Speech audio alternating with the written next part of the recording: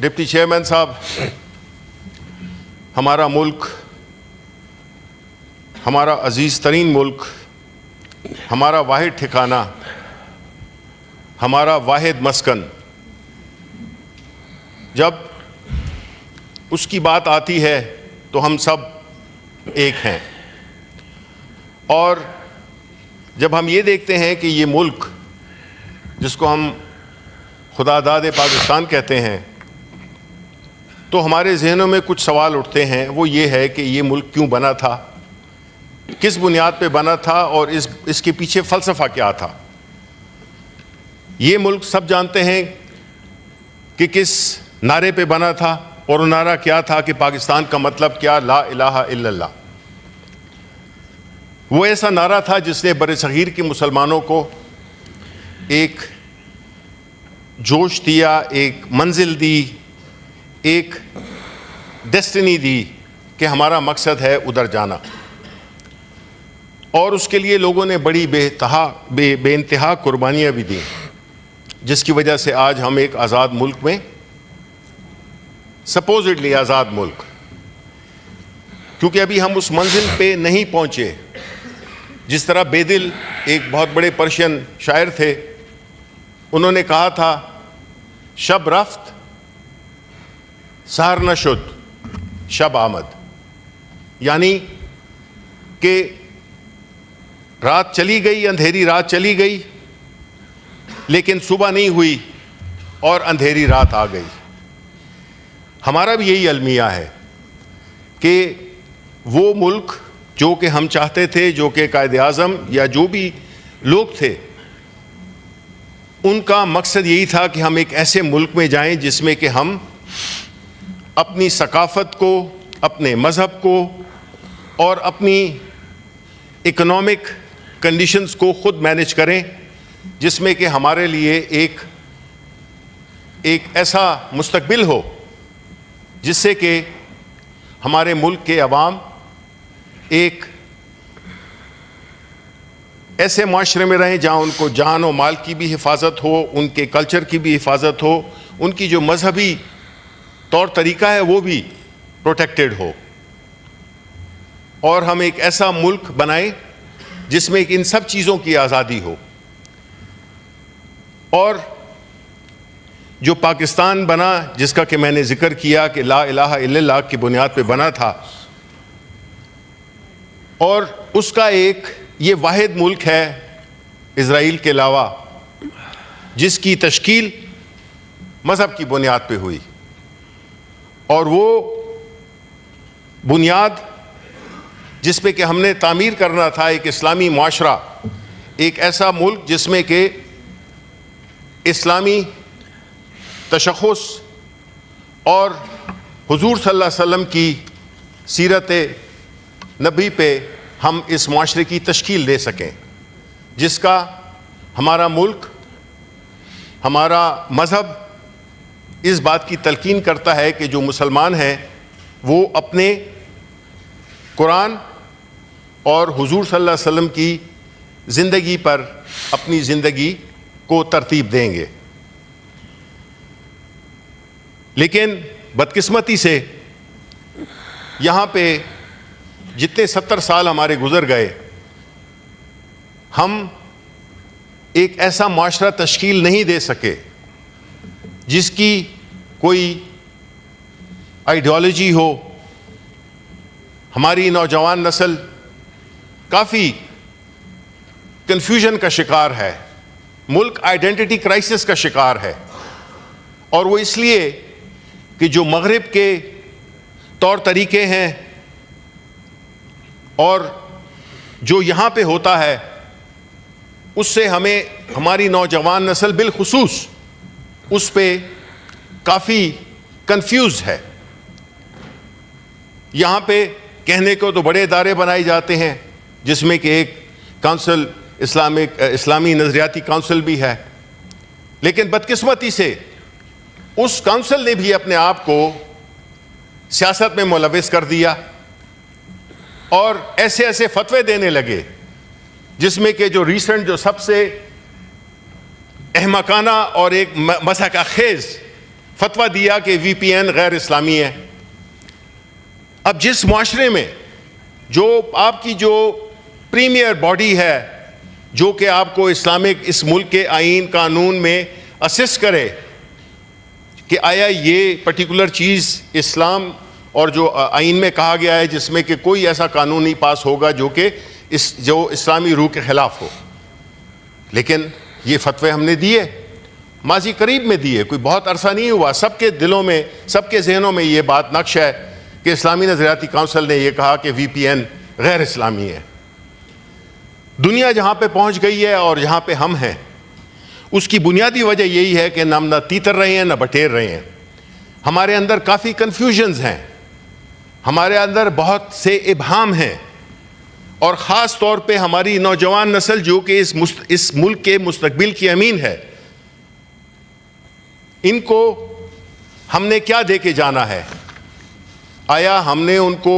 اس قسم کی چیزیں دے کے جانی ہے جس میں کہ جو رول ہوتا ہے مدرسوں کا، مدرسوں کی بحث میں نہیں جانا چاہتا، وہ میرا خیال ہے ان کی نمائندگی ہے، لیکن بحیثیت مسلمان، بحیثیت پاکستانی ہم بھی سمجھتے ہیں کہ بہت عرصے سے مدرسوں نے ایک بڑا فعال کردار ادا کیا ہے۔ یہ تو 79 میں ضیاء الحق نے جو اس میں جو ترامیم کی، جو چیزیں کیں، اس سے فرقہ واریت کی بنیاد رکھی گئی، اس پہ ہر قسم کا جو ایک معاشرے کو بالکل تہس نہس کر دیا، وہ ضیاء الحق کا وہ ہے کریڈٹ ہے۔ اب ایسے معاشرہ جہاں پہ کہ کافی تناؤ ہے، اضطراب ہے، بے یقینی ہے،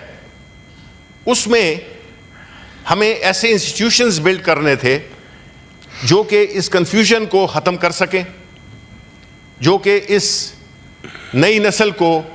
ایک ایسا راستہ بتائیں، ایسی رہنمائی کریں جس سے کہ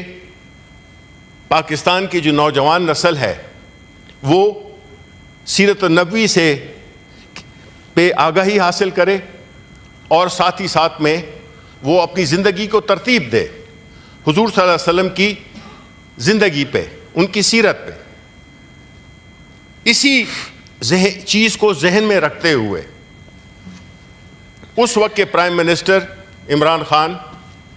جو کہ جانے جاتے ہیں فلاحی کاموں کے لیے، آپ سوچ سکتے ہیں کہ اگر کینسر کا اسپتال عمران خان نہ بناتے تو آج غریب لوگ کہاں پہ علاج کرا رہے ہوتے؟ اگر نمل یونیورسٹی نہ بنتی تو اس علاقے کے نوجوان اور غریب نوجوان کس طرح سے ایک اعلیٰ تعلیم حاصل کرنے کے لیے ان کو ایک پلیٹ فارم ملا۔ پھر اسی طرح سے چونکہ سیرت نبوی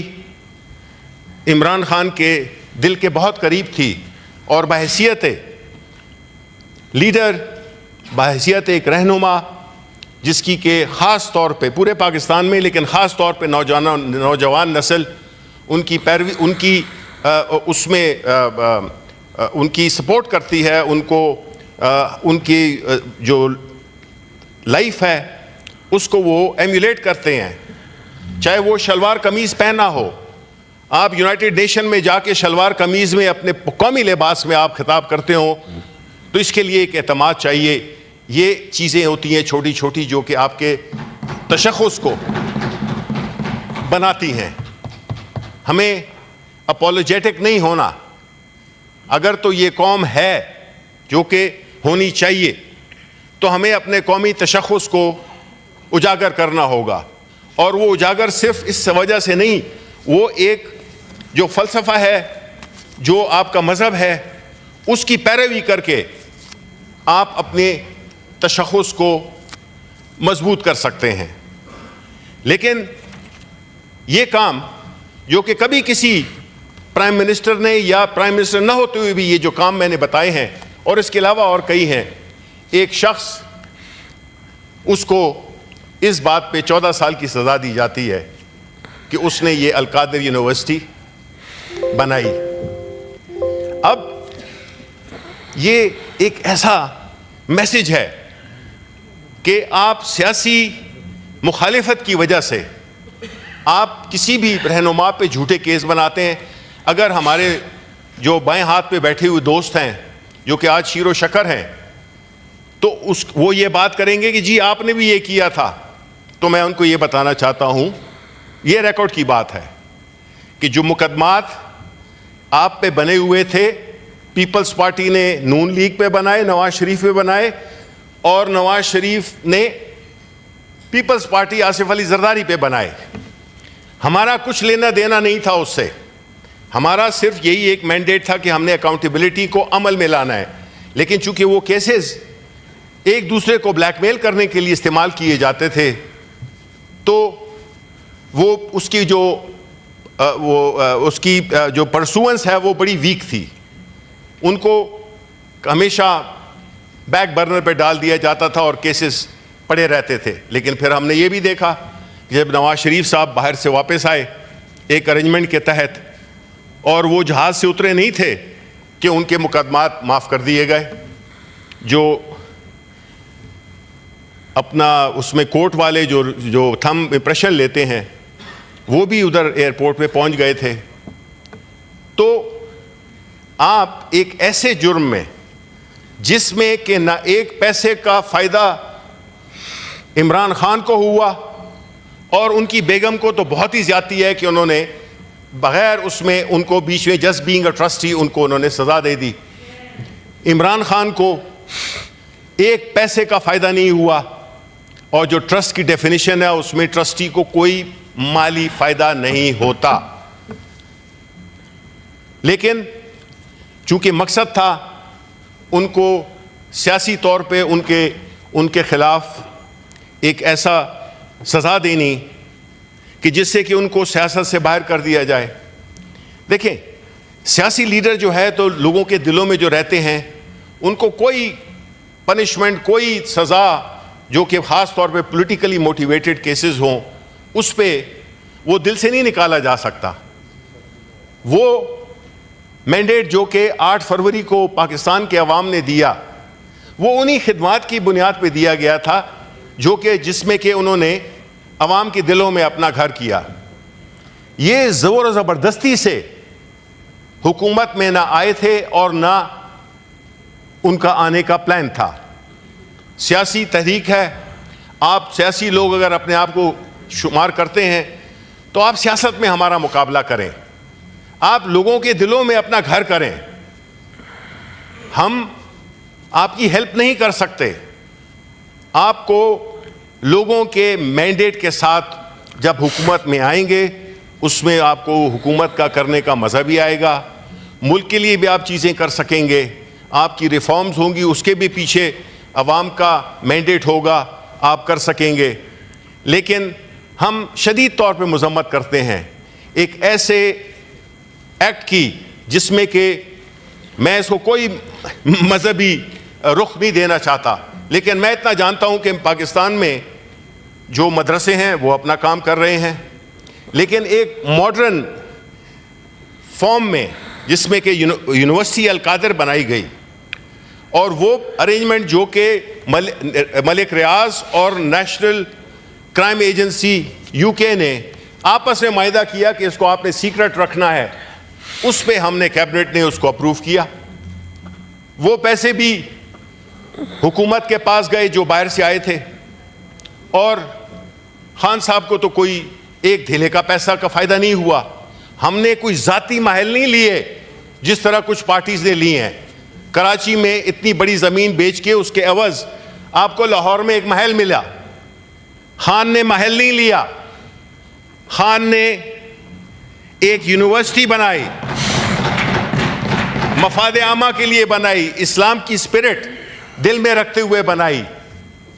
اس نے کوئی ذاتی فائدہ حاصل نہیں کیا. لیکن وہی بات ہے کہ فیض صاحب کا ایک شعر کا ایک مصرع، میں ویسے اپنے مجھے نہیں تھا پتا، اردو تو اچھی بولتے ہیں عرفان صدیقی صاحب، لیکن میں ایک ویڈیو بھی دیکھ رہا تھا جس میں کہ ان کی شاعری کا میں نے پڑھا، وہ بھی میں سناؤں گا. دیکھیں شعر لکھنا بڑی خوبصورت شاعری کی ہے آپ نے، لیکن اس سے زیادہ اہم ہے کہ آپ اس پہ خود تو کم از کم عمل کرتے، بیکاز جو باتیں آپ نے اپنی شاعری میں کی ہیں آپ بالکل اس کے مخالف سمت میں چل رہے ہیں. وہ کسی اور وقت میں آپ کو سناؤں گا, اور میں اپنے ساتھیوں کو بھی پتہ چلے کہ آپ اتنے اچھے شاعر بھی ہیں اور مزاحمتی شاعری کرتے ہیں آپ, جو کہ بالکل میرا خیال ہے کئیوں کو یہ بات پتہ نہیں ہوگی. تو ایسی صورتحال میں سمجھتا ہوں ڈپٹی چیئرمین صاحب کہ اس ملک میں اچھے کام کو سزا اگر آپ دیں گے, جس کی مثال قائم ہو گئی ہے, تو آپ مجھے بتائیں کہ کون اس ملک میں اچھا کام کرے گا, کون خیراتی کام کرے گا, کون فلاحی کام کرے گا, کون اسلام کے لیے, کون اسلام کو کسی کی ضرورت نہیں ہے. وسیلہ بنتے ہیں ہم, اللہ تعالیٰ ہی بناتا ہے وسیلہ, کہ کوئی ایسے ادارے بنا دیے جائیں جو کہ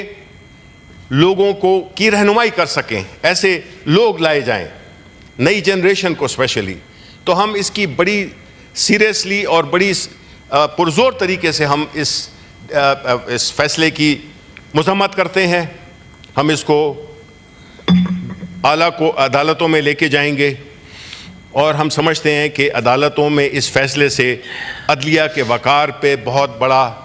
ایک سوالیہ نشان آیا ہے. اور یہ سوالیہ نشان اگر عدالتوں پہ آ جائے جو کہ انصاف دیا کرتے ہیں, تو میرا خیال ہے کہ اس جہان میں بھی اور اس جہان میں ہمیں اس جہان کی زیادہ فکر ہونی چاہیے, کیونکہ وہ بہت سخت امتحان ہے. اور اگر ہم اس طرح کے اپنے ذاتی سیاسی مخالفت بغض کی بنیاد پہ, اور افسوس ہے کہ حکومتی وزراء تھکتے نہیں ہیں پریس کانفرنس کر کے کہ جی بڑا اچھا ہو گیا, بہت اچھا ہو گیا. یہاں پہ بھی ایک تھے, ایک سیاسی, ابھی وہ ہے نہیں تو میں ان کے بارے میں بات نہیں کروں گا, کیونکہ جو مجھے ویلیو سکھائی گئی ہیں وہ مختلف ہیں جو کہ ان کو سکھائی گئی ہیں. ویسے شبلی فراز صاحب, آپ جو ایز اے اپوزیشن لیڈر بولتے ہو اور ہر وقت بول سکتے سے پورا فائدہ آپ اٹھاتے ہو. جی میں کہا 3 دفعہ ریپیٹ کیے ساری باتیں, آپ نے 3-4 دفعہ ایک ہی بات ریپیٹ کیا, تو میں 10 بار ریپیٹ کروں گا چیئرمین صاحب, ابھی تک میں 10 بار ریپیٹ کروں گا, کیونکہ یہ ریپیٹیشن جو ہے اس سے شاید آپ کو بھی سمجھ آ جائے, اور آپ بجائے وقت دیکھنے کے یہ سنیں کہ میں بات کیا کر رہا ہوں. میں کسی خاص سیاسی جماعت کی بات نہیں کر رہا ہوں, میں یہ عوام کے لیے بات کر رہا ہوں. آخر میں یہ کہوں گا کہ اس طرح کے کام نہ کریں, اچھے کام کو انکریج کریں, برے کام کو روکیں. اور آخر میں ہم نے یہ دیکھا کہ جی جمعے والے دن یا جمعرات والے دن اس ہاؤس نے, کیونکہ جی جب ہم اس ہاؤس کی بات کرتے ہیں تو یہ ایک بہت بڑی بات کر رہے ہوتے ہیں کہ ہمارے ایک کولیگ سینیٹر اعجاز چودھری,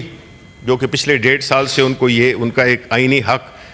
ان کو نہیں دیا جا رہا, اور میری توقع تھی اور ابھی بھی توقع ہے کہ دیکھیں آج آپ ہمارے ساتھ کھڑے ہوں, کل ہم آپ کے ساتھ کھڑے ہوں گے. اس ہاؤس کی جو وقار ہے اس کو ہم نے واپس لینا ہے, کہ آپ کا ایک جیل کا ایک سپرڈنٹ جو ہے وہ سینٹ چیئرمین کے خط کو نگیٹ کرتا ہے. پوری ہاؤس کی بدنامی ہے, آپ کی بدنامی ہے, میری بدنامی ہے, اور یہاں پہ ہم جتنے ممبران بیٹھے ہوئے ہیں اور جو آنے والے ہیں ان کی بدنامی ہے. ہم توقع رکھتے ہیں کہ آپ اس بات کو اٹھائیں گے, اور وہ آرڈر جو کہ چیئرمین سینٹ نے ایشو کیا ہے اس پہ عملداری کرانا. اگر عملداری نہیں ہوئی تو پھر وہی بات ہوگی کہ جس طرح سپریم کورٹ نے ریزرو سیٹس کے بارے میں فیصلہ دے دیا لیکن آج کے دن پہ اس پہ عمل نہیں ہوا. ادارے اس طرح تباہ ہوتے ہیں اور ہم اس تباہی کا حصہ نہیں بننا چاہتے. تو اس لیے